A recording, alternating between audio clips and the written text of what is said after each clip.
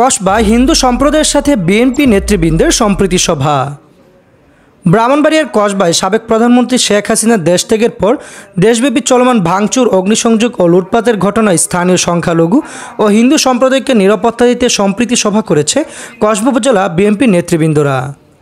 বৃহস্পতিবার 8 আগস্ট দুপুরে কসবা পৌর শহরে অবস্থিত শ্রী শ্রী গোবিন্দজিউর মন্দিরে আয়োজিত সম্প্রীতি সভায় কসবা পৌর বিএনপির আহ্বায়ক শরীফুল ইসলাম ভূঁইয়ার সঞ্চালনায় ও গোবিন্দজিউর মন্দিরের সভাপতি দিলীপ চন্দ্র রায় এর সভাপতিত্বে বক্তব্য রাখেন উপজেলা বিএনপির সাবেক সভাপতি মোহাম্মদ ইলিয়াস, সাবেক উপজেলা ভাইস চেয়ারম্যান ইকলিল আজম, উপজেলা বিএনপি সাধারণ সম্পাদক শরীফুল হক স্বপন, উপজেলা ছাত্রদল সাবেক সভাপতি মেহেদী হাসান, উপজেলা যুবদল আহ্বায়ক মাসুদুর রহমান দীপু, সদস্য সচিব জিয়াউল হুদা শিপন ও জেলা ছাত্রদল যুগ্ম সাধারণ সম্পাদক রিয়াজুল ইসলাম রিয়াদ, শ্রী শ্রী গোবিন্দজিউর মন্দিরের সাধারণ সম্পাদক রতন চন্দ্র সাহা ও সহ সাধারণ সম্পাদক সাংবাদিক নেপাল চন্দ্র সাহা সহ বিএনপি ও হিন্দু সম্প্রদায়ের নেতৃবৃন্দ।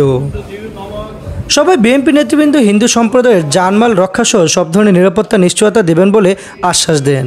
তারা বলেন, আমরা সবাই বাংলাদেশি, আমরা সুদীর্ঘকাল যাবৎ কসবাতে সাম্প্রদায়িক সম্প্রীতি বজায় রেখে বসবাস করে আসছি।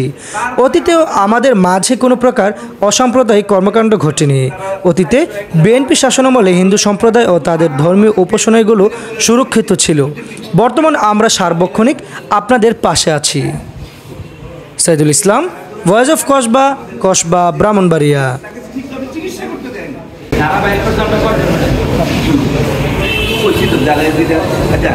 এই যে পরিস্থিতি কিছু মানুষের থাকছে, এই পরিস্থিতি থেকে আমরা বাড়ি বাড়ি এক সমাজে এক হিসাবে